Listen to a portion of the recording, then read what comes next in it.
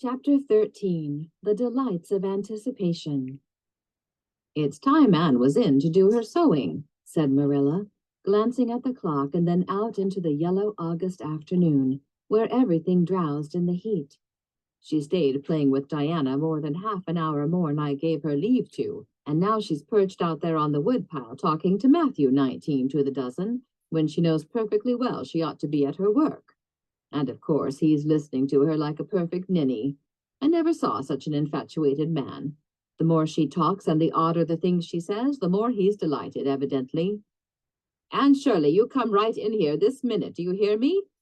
A series of staccato taps on the west window brought Anne flying in from the yard, eyes shining, cheeks faintly flushed with pink, unbraided hair streaming behind her in a torrent of brightness. "Oh, Marilla," she exclaimed breathlessly, "there's going to be a Sunday school picnic next week in Mr. Harmon Andrews' field, right near the Lake of Shining Waters. And Mrs. Superintendent Bell and Mrs. Rachel Lynde are going to make ice cream. Think of it, Marilla, ice cream. And oh, Marilla, can I go to it?" "Just look at the clock, if you please, Anne. What time did I tell you to come in?" 2 o'clock, but isn't it splendid about the picnic, Marilla? Please, can I go? Oh, I've never been to a picnic. I've dreamed of picnics, but I've never— "Yes, I told you to come at 2 o'clock, and it's 2:45. I'd like to know why you didn't obey me, Anne." "Why, I meant to, Marilla, as much as could be, but you have no idea how fascinating Idlewild is. And then, of course, I had to tell Matthew about the picnic. Matthew is such a sympathetic listener. Please, can I go?" "You'll have to learn to resist the fascination of idle, whatever you call it. When I tell you to come in at a certain time, I mean that time and not half an hour later. And you needn't stop to discourse with sympathetic listeners on your way, either. As for the picnic, of course you can go. You're a Sunday school scholar, and it's not likely I'd refuse to let you go when all the other little girls are going." But, faltered Anne. "Diana says that everybody must take a basket of things to eat. I can't cook, as you know, Marilla, and I don't mind going to a picnic without puffed sleeves so much, but I'd feel terribly humiliated if I had to go without a basket. It's been preying on my mind ever since Diana told me." "Well, it needn't prey any longer. I'll bake you a basket." "Oh, you dear, good Marilla. Oh, you are so kind to me. Oh, I'm so much obliged to you." Getting through with her oaths, Anne cast herself into Marilla's arms and rapturously kissed her sallow cheek. It was the first time in her whole life that childish lips had voluntarily touched Marilla's face. Again, that sudden sensation of startling sweetness thrilled her.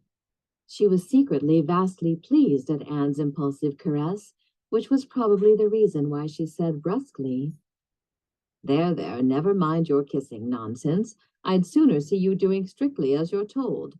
As for cooking, I mean to begin giving you lessons in that some of these days. But you're so feather-brained, Anne, I've been waiting to see if you'd sober down a little and learn to be steady before I begin. You've got to keep your wits about you in cooking and not stop in the middle of things to let your thoughts rove all over creation. Now get out your patchwork and have your square done before tea time." "I do not like patchwork," said Anne dolefully, hunting out her work basket and sitting down before a little heap of red and white diamonds with a sigh. "I think some kinds of sewing would be nice, but there's no scope for imagination in patchwork.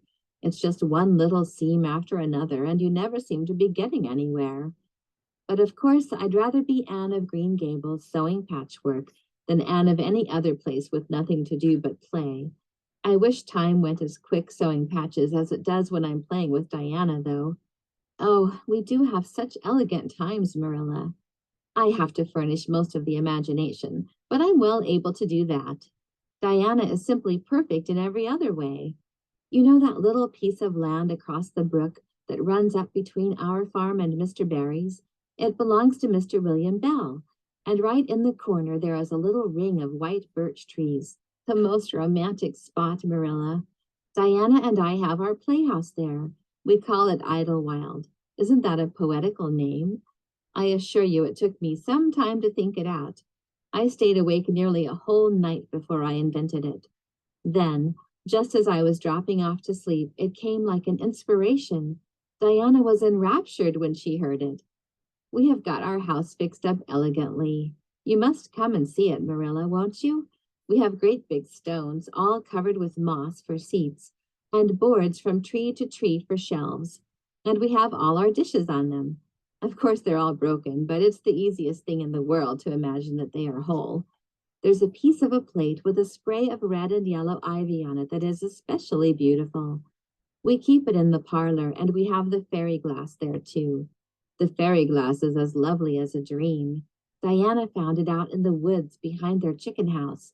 It's all full of rainbows, just little young rainbows that haven't grown big yet, and Diana's mother told her it was broken off a hanging lamp they once had. But it's nice to imagine the fairies lost it one night when they had a ball, so we call it the fairy glass. Matthew is going to make us a table. Oh, we have named that little round pool over in Mr. Barry's field Willowmere. I got that name out of the book Diana lent me. That was a thrilling book, Marilla. The heroine had 5 lovers. I'd be satisfied with one, wouldn't you? She was very handsome and she went through great tribulations. She could faint as easy as anything. I'd love to be able to faint, wouldn't you, Marilla?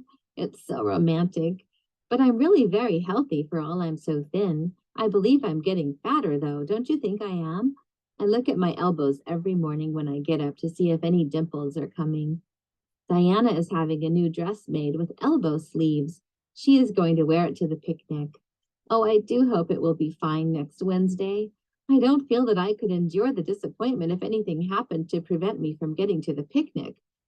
I suppose I'd live through it, but I'm certain it would be a lifelong sorrow. It wouldn't matter if I got to 100 picnics in after years. They wouldn't make up for missing this one.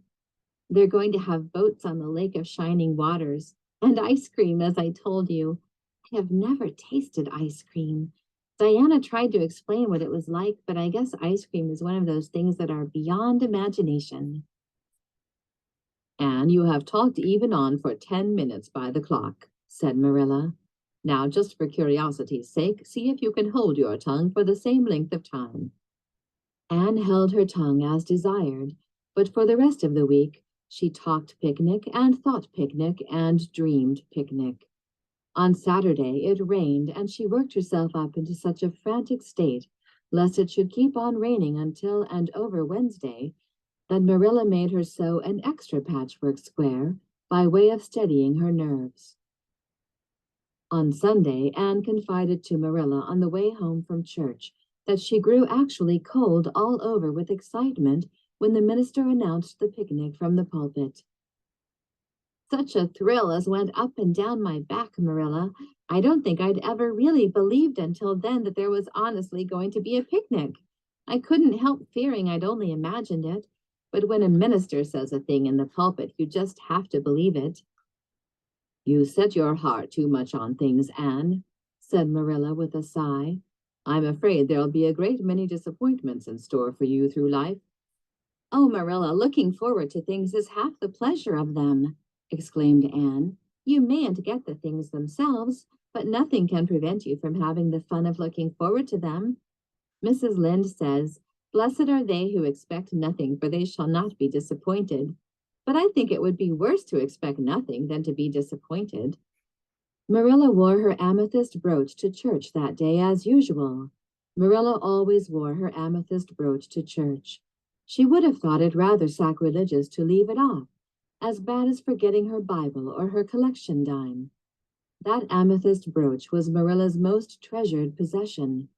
A seafaring uncle had given it to her mother, who in turn had bequeathed it to Marilla. It was an old-fashioned oval, containing a braid of her mother's hair, surrounded by a border of very fine amethysts. Marilla knew too little about precious stones to realize how fine the amethysts actually were, but she thought them very beautiful and was always pleasantly conscious of their violet shimmer at her throat, above her good brown satin dress, even although she could not see it. Anne had been smitten with delighted admiration when she first saw that brooch. "Oh, Marilla, it's a perfectly elegant brooch. I don't know how you can pay attention to the sermon or the prayers when you have it on. I couldn't, I know. I think amethysts are just sweet. They are what I used to think diamonds were like.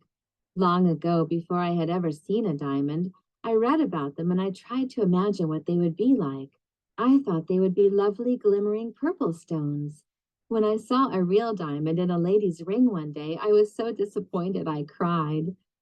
Of course, it was very lovely, but it wasn't my idea of a diamond. Will you let me hold the brooch for 1 minute, Marilla? Do you think amethysts can be the souls of good violets?